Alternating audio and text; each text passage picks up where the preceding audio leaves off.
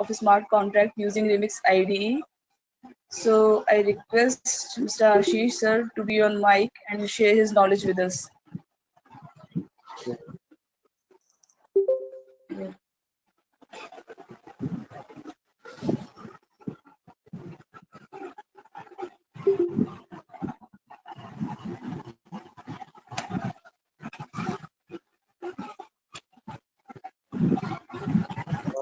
I'm not giving permission for screen sharing. I'm not having that permission.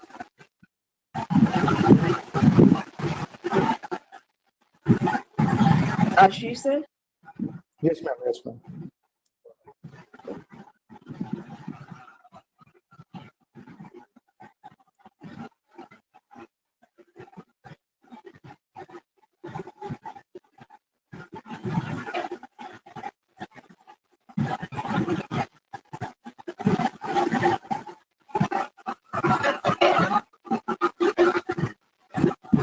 So, good morning, everyone. Myself, Devashish Kumar, working as an assistant professor at Ambala College of Engineering and Applied Research. Before I start my session, I would like to thank TMU as well as the organizing team, and especially Rajiv sir, for providing me this opportunity to share my knowledge with some of the best faculties of India. So I will be delivering this lecture on implementing smart contract using Remix. It's like it will be more of a practical hands-on with some. I will end with some points that I will take for theoretical that will be needed to implement practical. So my session will be today. I have both the sessions, first half as well as the second half. So first half, we will cover these topics like just an overview of blockchain. I believe like from last 2 days, we are getting so much knowledge about blockchain that it is not necessary for me to go in depth of it, but I'll just go through some of the points, key points that is, required. From blockchain, then we'll move to Ethereum. What is Ethereum blockchain? What is the, importance of this Ethereum blockchain and how it is better from other, where it is used for application and all. The next will be like we will just deep dive into smart contract. What is smart contract? How to implement it? Okay, and then we'll later in the session, like second half, we will also develop some of the smart contract. We'll write down some piece of code and we will say to it how, at least we'll get a flavor of how blockchain works, and this smart contract. Then in the first session only, I will just try to, give you an overview of the Solidity. It's a high-level programming language which is used to write smart contracts, and the IDE, that is Remix. So this IDE is used to actually design, test, and code your smart contracts. So this is like the first session that we'll be covering. The next session, we will just, with all the basics done in the first half, we'll try to start with smart contract, how it looks, the different sections of, of that piece of code, and means how we can relate it with, current programming languages that we already know. And then again, we'll move to Remix IDE, where I will give you, an overview of all the sections of the IDE, how it works, and which are the sections that we should take care of. And then at the end of the session, we'll try to have, we'll try to code. Initially, I will code 2 or 3 smart contracts, and then we'll just figure out some big contracts, smart contracts. We'll figure out like what is the piece of code written there and how it works. Because developing, or coding a whole smart contract, it will be time consuming. So I'll see to it that all of you have a good sound knowledge about what is the piece of code that means, and then we'll just start exploring it. So the first half will be basically we will have some theoretical concepts only, but with a touch of Solidity and Remix IDE. And the second session will have full practical hands-on. designing contract, and then Remix ID, how to play with that contract. Okay. Blockchain, like I have been attending both the days, so a lot of information has been conveyed by our previous speakers, but still I'll just cover tits and bits of it so that we can move on. So blockchain, when we hear blockchain, the first thing that comes is like, Bitcoin. We relate it with Bitcoin. So Bitcoin is an application of blockchain. So we can say that the main technology behind Bitcoin cryptocurrency is blockchain. Okay. Now, what was the difference in blockchain, or what was the concept that made it so, widely adapted, and it made it so popular? So like the major thing is like, if we talk about any financial institutions like banks and all, so the traditional method is that you have a bank. Okay. The person who wants to transfer money to someone, he has to visit bank. The bank has all the central powers and everything. So everything comes in the knowledge of bank if any financial transaction is done. But in case of, blockchain, what happens? There is no central authority. That means it is decentralized, and it is distributed. So the person who wants to send money and the person who wants to receive money, they can transfer their digital assets without any intermediaries in between. So this was the concept that was, what I feel that was, the SOP of blockchain. You can call it as like selling point for blockchain or Bitcoin. Now, the blockchain maintains all the transaction in some kind of immutable distributed ledger. Okay. So two things, like, which is irrespective of traditional methods, that is, it is peer-to-peer transfer of digital assets without any intermediaries, and all the transactions are stored in ledger. Okay. And it is immutable. That means it cannot be changed. Blockchain is not owned by a single entity, that we have already told. It's a decentralized in nature. There is no single person who controls it. Data is cryptographically stored. That means the data, whichever is stored, that record and everything, they are, encrypted using some or the other algorithms. They are immutable. Immutable means like data cannot be tampered. I believe if it was covered in previous sections, like blockchains consist of different blocks which are adding themselves in a chain scenario. So, and that blocks are added very fastly. So the hash of the previous block is present in the, is related with the current block. So there is a correlation between the hash of the previous blocks and the current block. So if we try to change, or if we try to perform some malicious activity on the previous block, then it will be not possible. So it is immutable. And then it is transparent. Transparent means data can be tracked, but data can be tracked does not mean that it can be exploited, or it can be, taken by someone. Data can be tracked, but that data is cryptographically stored. Sorry. So there is no, problem with the security of data. Blockchain, three pillars. The main pillars of blockchain was following decentralization, okay, transparency, and immutability. Okay. So these are the basic three pillars of blockchain. Now, transparency means like person's identity is hidden via complex cryptography and represented only by some public addresses. We will see when we create smart contracts, the smart contract creator is known by a particular address. Okay, he's not known by his name. So transparency is like blocks are created, the creator is not known by his name, but he is identified by the address of his smart contracts or blocks. Okay. Immutability, because of the hash functions and different algos that we use, so we cannot perform any kind of malicious activity, or we cannot change the data. Blockchain platform can be used for, various type of implementations where you have decentralized business logic or distributed intelligence. Okay, distributed resources, crowdfunding, etc. So all these scenarios can be implemented using blockchain platform.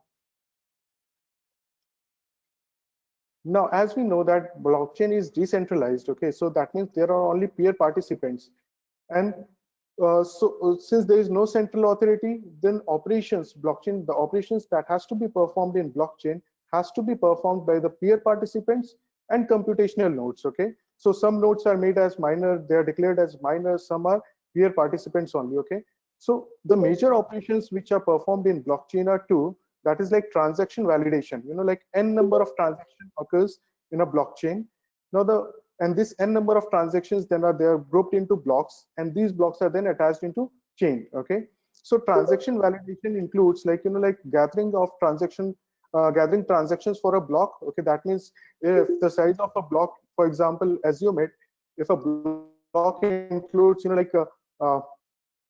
500 transactions. Okay, so the process of gathering all those transactions for that block, okay, broadcasting valid transaction in the block. Okay, so you have to verify also, it has to be checked also, and then block creation.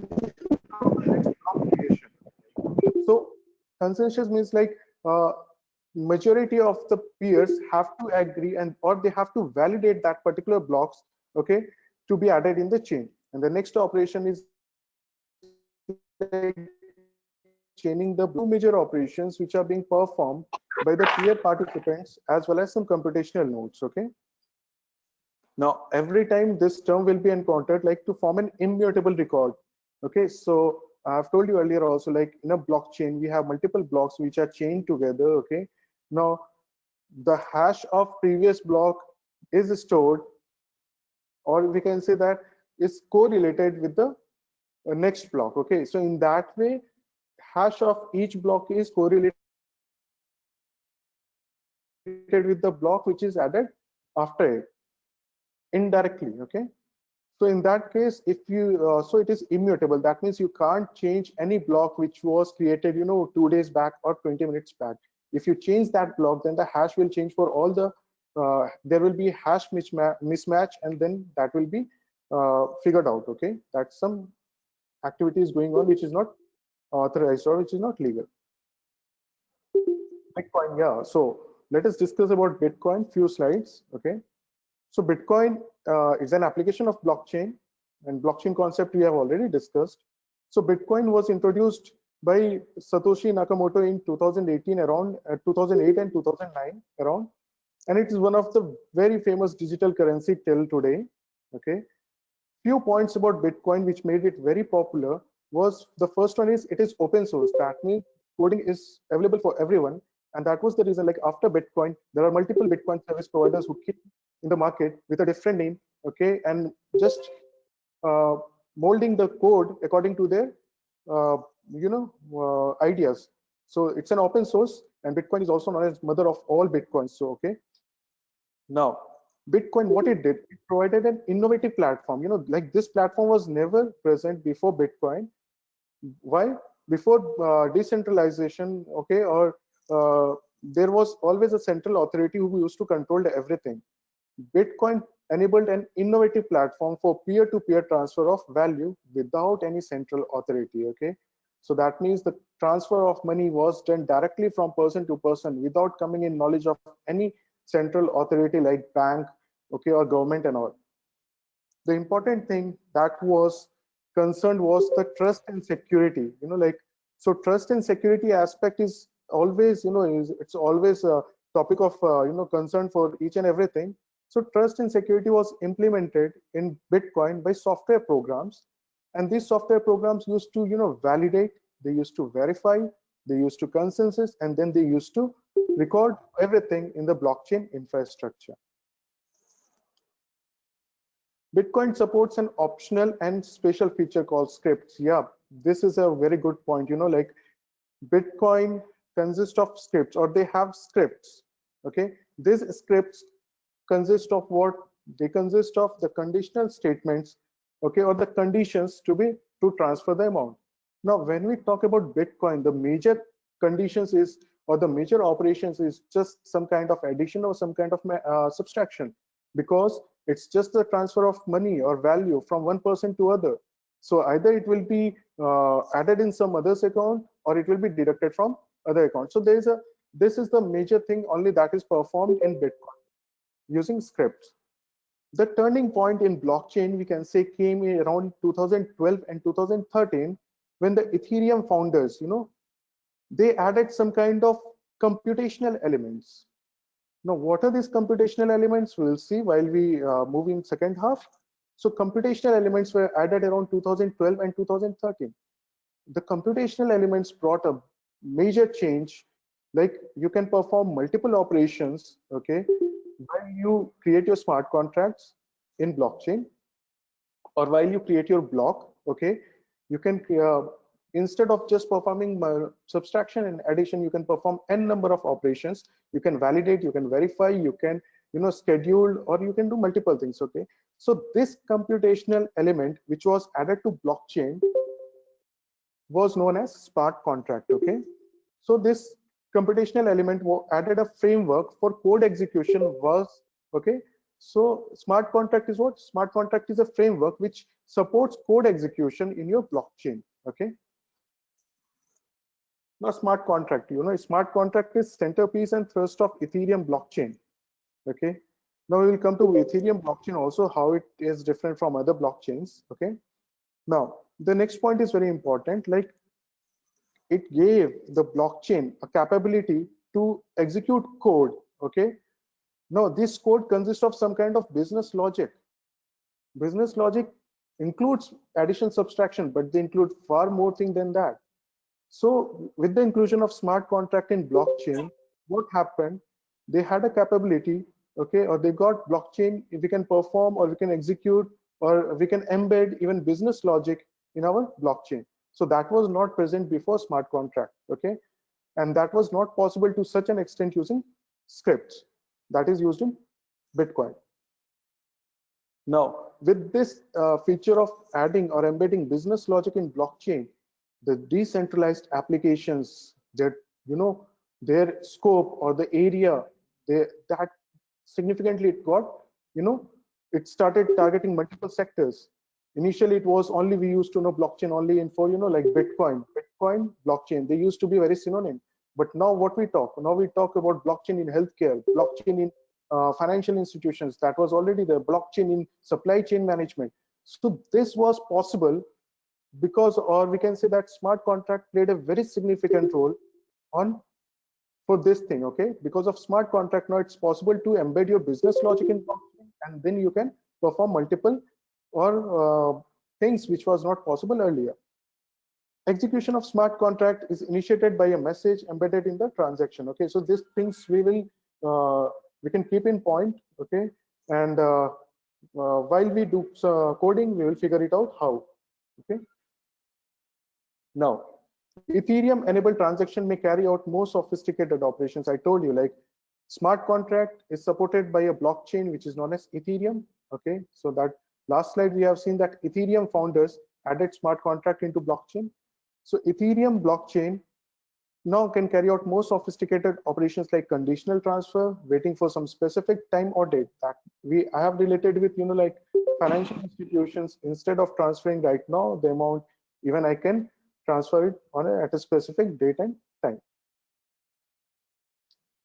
So I've tried to just compare like Bitcoin, Hyperledger, and Ethereum, okay. So Bitcoin, Hyperledger, and Ethereum, these are the three terms which are commonly known, or which are widely known among the blockchain enthusiasts, persons who are exploring blockchain right now. So Bitcoin consists of scripts, their rules and policies, and it's a cryptocurrency only, okay. So Bitcoin is only known as a cryptocurrency. Hyperledger blockchain, okay. Hyperledger blockchain consists of smart contract, and that is known as chain code, okay. But Hyperledger blockchain does not support currency, and it supports some software execution for business logic. So it's majorly it's focused on only for business logic and for soft part. There is no currency part included, okay. Ethereum, it's a smart contract, okay. So Hyperledger blockchain also consists of smart contract, but they are known as chain code, okay. Ethereum, it is known as smart contract. It deals with both the things. It has a cryptocurrency as well as a business logic layer for code execution. So this is the major difference between Bitcoin, Hyperledger, and Ethereum. So like concluding sentence about smart contract, we can say like smart contract is the next generation blockchain that goes beyond the transfer of value. Value in this term means like financial inclusion. into a visionary realm. Fine. This statement I wrote because of smart contract only. Now we see the implementation of blockchain in different sectors. Okay. Now, smart contract allows for implementation of rules, policies, and with the help of blockchain, supports the method for governance and governance. So these two statements are worth, to explain smart contract and its significance in our daily life. Now, we will just look over, like, we are going to implement smart contract, but in the Ethereum blockchain. So that's why I've written here Ethereum implementation of smart contracts. Okay. And this thing, like, I have just covered most of the theoretical thing. I've just given an overview of it because last few sessions we have been hearing about blockchain a lot. Now, smart contract steps. Okay. So smart contract, when you write a smart contract, it consists of 3 different steps. The first is you have to design. We obviously, this is the normal thing that we do while we perform in any programming language. First, we have to design it, okay? And then we have to code it, and then we have to test it. So, like, while designing, we have already, studied UML. So smart contracts, when we design this, the designing part is something like, UML languages that we have already done in, or that we already know. Now, coding, for coding, there is a different language that has been designed, and that language is known as Solidity. Okay, so Solidity is a high-level language which is used for coding in smart contract. Okay, and for test or deploy, run, and test, we use an IDE that I've already mentioned in the first slide. There are multiple IDEs, but I'm preferring Remix because it is a web-based. Okay, it's a browser-based. So you need not to install any particular software. You just have to visit that particular website, and then you can use, or you can write your smart contract. Even you can deploy it, you can run it, and you can test it on your browser only. So that's why I have preferred Remix, but there are multiple different IDEs also. Okay.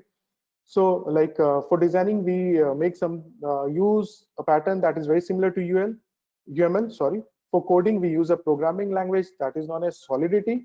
And for testing or deployment, like everything, like compiling, debugging, compiling, running, testing, everything, we will use an IDE that is known as Remix. Okay.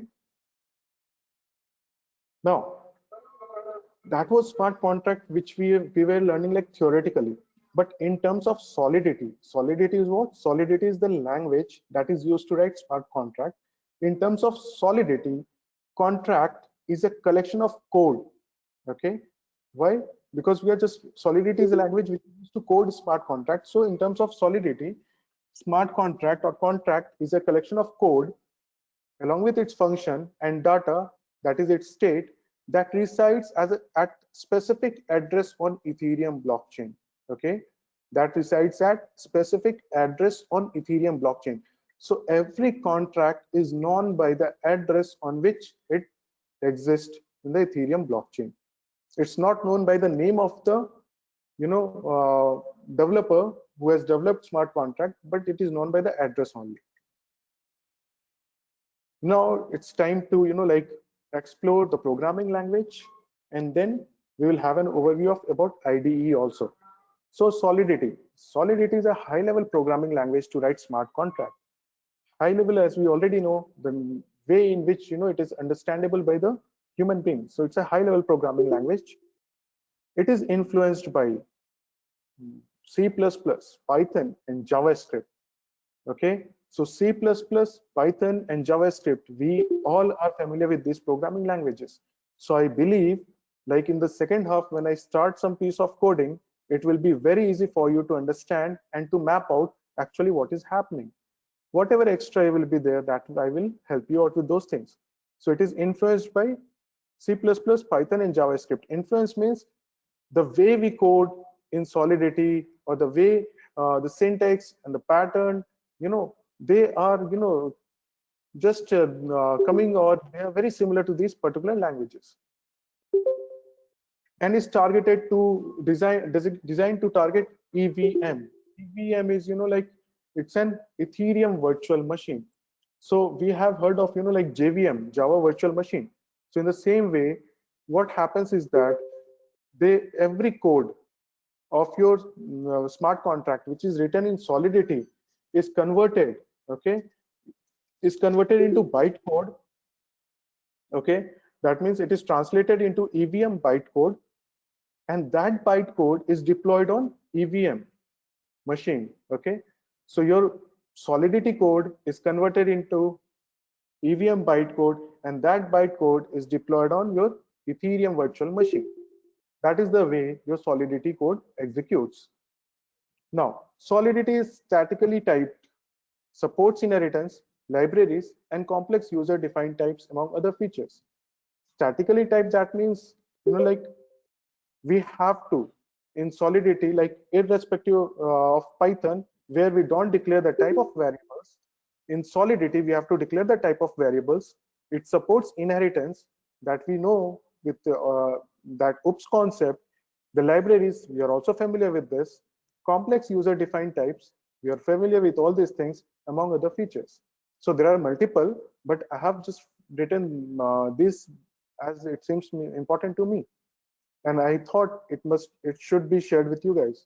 Now, Solidity can create contracts for uses such as, okay, so we can create contracts by using Solidity, which can be used for voting, crowdfunding, blind auction, and multi-signature wallets. Fine. Today, like in the second half, when we create contracts, we will try to, like, perform some kind of auctions. A contract which we will write for auctions, and the other contract that we will like try to write for like some kind of currency transfer. Okay, that is financial transfer of money between two different people. So that will be done in the second half. So two different contracts for auction as well as for transfer of money, that will be preferred. I will go through Solidity file layout. Like right now it might be seeming like you're not able to catch it, but just remember it for time being, because each and everything will be shown practically when we write some kind of contract. So a Solidity file consists of contract definition. Fine. So this is the body where you write the business logic inside contract, the directives that you have to import it, like libraries and everything. Pragma directives, we'll see what this is. Struct and enum definitions. Okay, we are okay with these things. Like we have heard all these things. Structure, enumeration. Pragma is new, that I will figure out. I will let you know while we code. Import directives. If someone has done some kind of coding in Python, so you're okay with import, like instead of include, you use their import. So Solidity files also will have the same way. Okay, so this is the layout. Okay, if we talk about any Solidity file. Smart contract. Now, smart contract, the contract that we are going to write, what it will consist of? It will consist of data or state variables that we have already seen a few slides earlier. Data, state variables, list of functions. Now functions, there are multiple different types of functions: constructor, fallback, view, pure, public, private, internal, external. Okay, so we'll not try to cover all, but as per the contract that we are designing, we'll figure out which functions we are using it. But data, we have to use it only. Okay, now it also consists of user defined types in structure and enums. Okay, it consists of modifiers, it consists of events. We will see to some extent what is this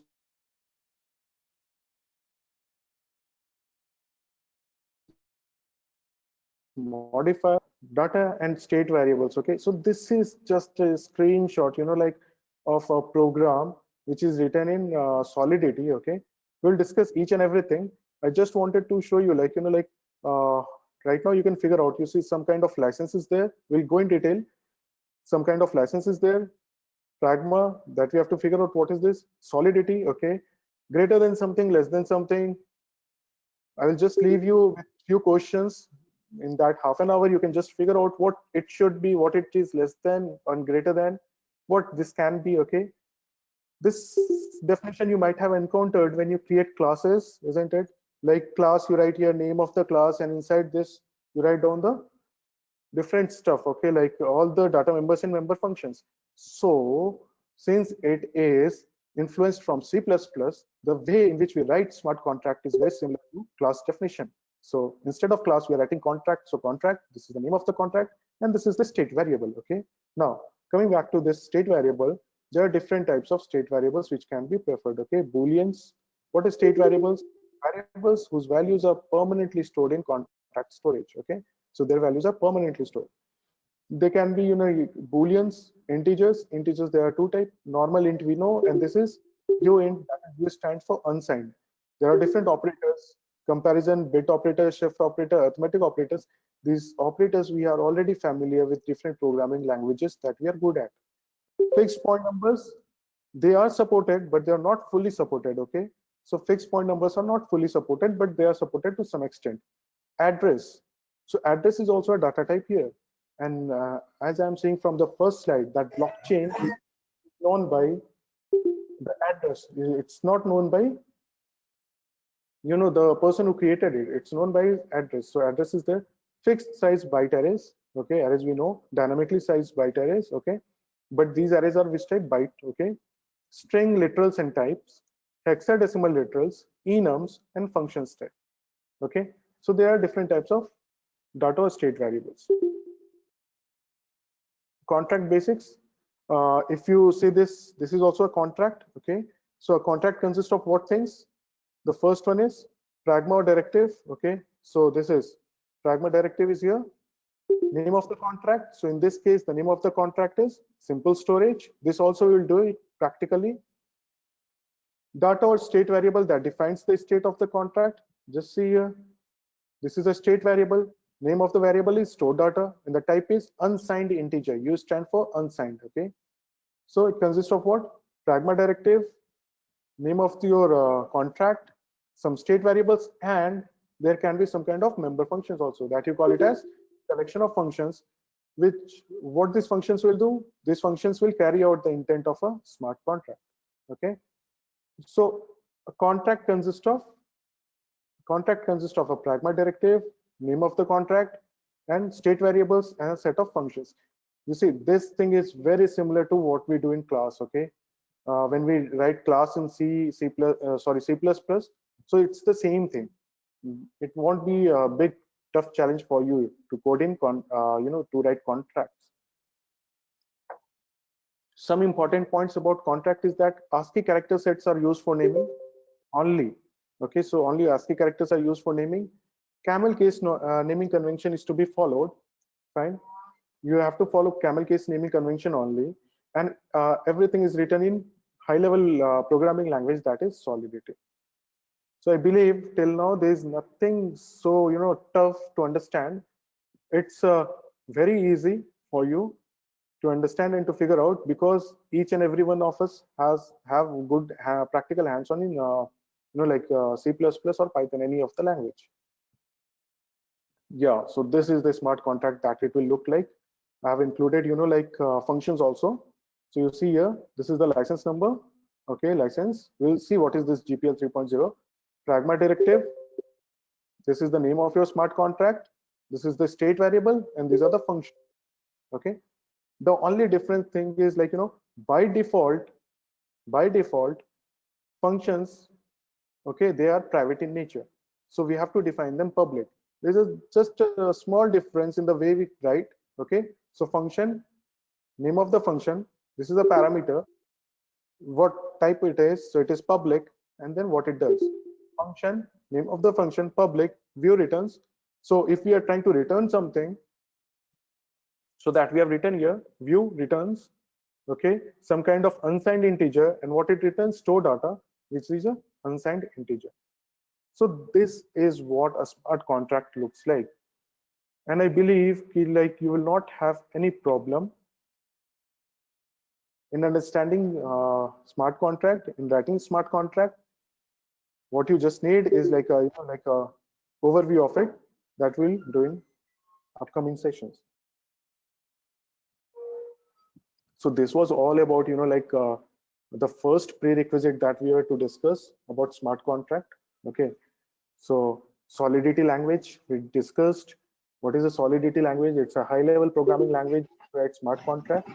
Okay, we have seen what a smart contract consists of. It consists of a license, okay, Pragma directive, name of the smart contract, some state variables, and some set of functions. Okay, so the language that is used for writing is done. Right now, you have an overview of it. I've made these slides very simple so that you get interested in learning it. Now the next is, like Remix IDE. I told this is a web-based IDE, browser-based IDE. Okay. Now Remix IDE is used to design, build, test, and deploy smart contract. Okay. So everything is done using this IDE. This IDE you can just go through like remix.ethereum.org. On this link, you will have an access to this ID. There is no no sign up, nothing as such right now. You can, without sign up also, you can use it and you can implement it. So if possible for you guys, like during second half, you can just try out the contracts that we'll write. We'll write initially very small contracts and very easy ones. And then at the end, they will discuss one contract, which will be, like a big one. So this is a browser based, so there is no software installation required. Okay, compiler plus runtime, both environment is there. Now it supports 3 different types of environment.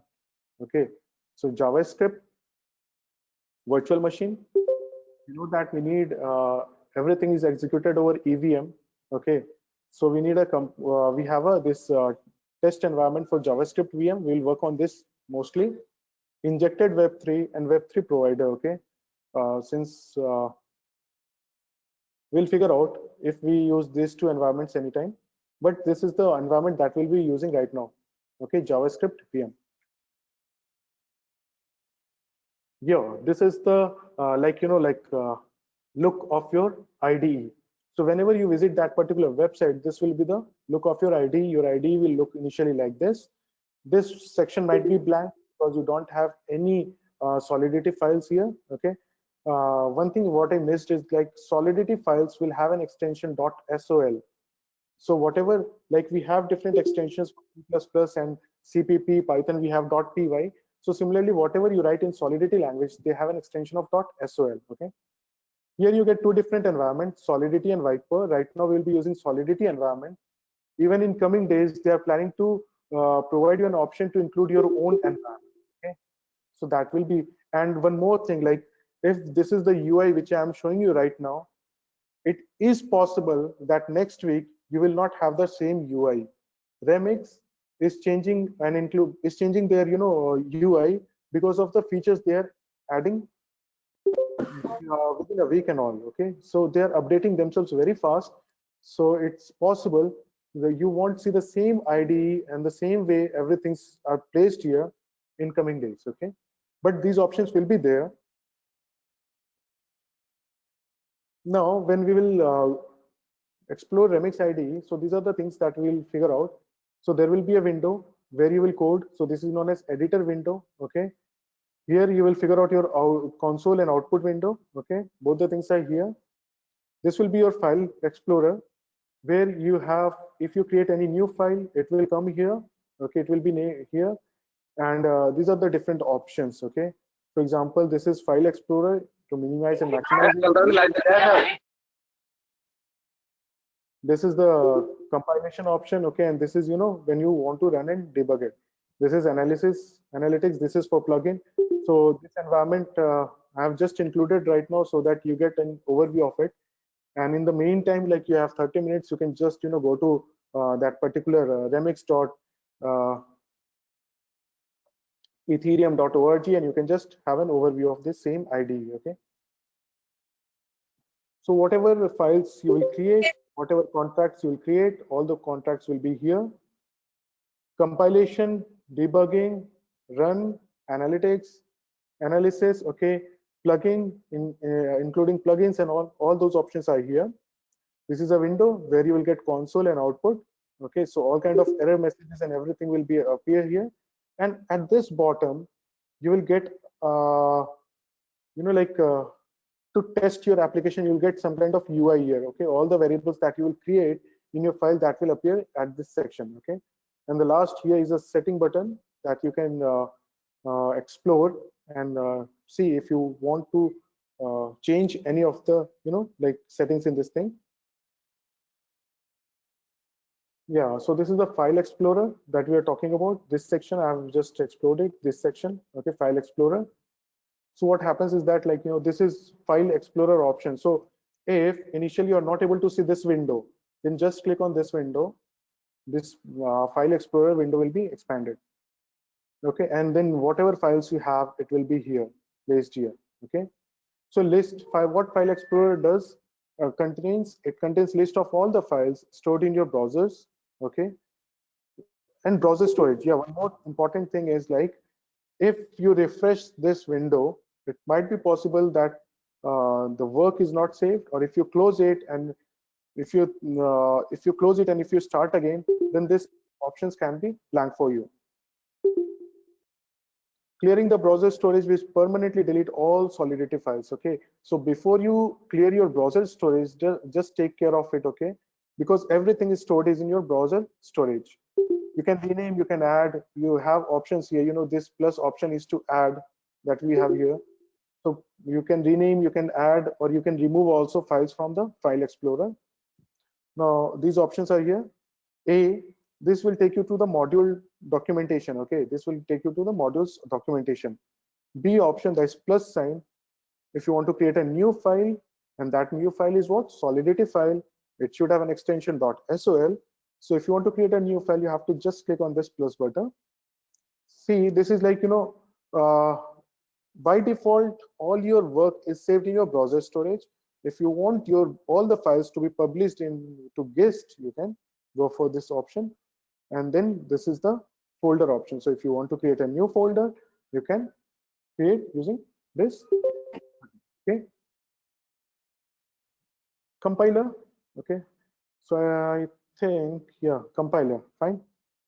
So this is the thing that we'll see, like whenever we code something, we have to compile it. Now this we'll see practically, but since slides will be forwarded to you, so I have made it easy for you so that you can refer it in future also. So this is the compiler that will look like. Here you have compiler. Okay, and this sign, this denoted by X cross, it tells you that you can import custom Solidity compiler. That means custom Solidity compiler. You have an option to customize the compiler according to you. Okay, and if you have customized your compiler, you can import it from here. Otherwise, by default, you will get multiple compilers here. Fine. Language is like, select language. So we are working on Solidity, so it's fine. Otherwise, there's a UL files also, but for that version should be greater than 0.5.7. EVM versions. Okay, so EVM stands for Ethereum virtual machine. So what will be its version? So leave it by default if you have, or according to you. Compile, and this will be the name of the file that you want to compile. So if you create any Solidity file, so it will be mentioned here. So if you want to compile it, so compile and the name of the file that you want to compile it. Okay, if you want it to be automatically compiled every time, you have to just check it, but I feel like personally avoid it if you're not too good right now. Okay, enable optimization, leave it, it's fine. No, we should not discuss this, it's okay.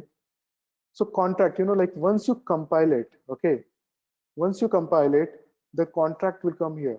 Okay, so if the compilation is right, if the compilation is okay, or if the compilation is done, so that will be shown here. And if you have compiled multiple SO file, Solidity files, so you can just check the file that you want to view, okay, which is already compiled. Compilation details. Okay, so compilation details open a displaying screen with all the informations, okay, about the selected contract. So that is like, how your compiler will look. Fine, we'll see once again with some practical hands-on. While we do some practical hands-on, we'll see this again. Okay, so this is for deployment and run, how to deploy and run. So once you compile it, you will go to deploy option. Okay, So you see the environment, this I was talking about. So environment, we'll go for JavaScript only virtual machine. This is the account OX, that means this is in hexadecimal, okay? And this is the account that is created, okay? The location of your blockchain. Gas limit, we will see in next time what is gas limit, okay? Now, before we discuss, I'll just give you an overview. If you perform some kind of operations, okay? Some kind of operations, if we do, we have to invest something, okay? It will consume something. So like, for example, if in bank we do some kind of transaction, so they charge us some fees, okay? So that kind of thing is gas limit, okay? If your blockchain performs some kind of operation performed in your blockchain, it will consume some amount of it, okay? Value, we'll discuss that time. So contract is here. Once you compile it, your contract name will be here. Just click on deploy. And once you deploy it, at the bottom, you will see deployed contracts and everything will be here. You know, like your variables, your functions, everything will. So the first program that we are going to do is this only, like hello world. Hardly it matters, you know, but since we start, you know, every programming language with hello world, so I thought of starting my contract also with a hello world. So we'll see how to write, means what this means, okay? What are the things we'll have here. So that's all, like practically we'll start after means like next session, that is like from 12:30. But I believe like now you are okay with it, and I have kept it very simple so that it seems to be interesting to you, and you will be like energetic to, you know, like for attending next session and then visualizing everything practically. So, okay ma'am, that's all for right now. Thank you so much, Ashish sir, for this wonderful session on Remix ID implementation and all the know how we can build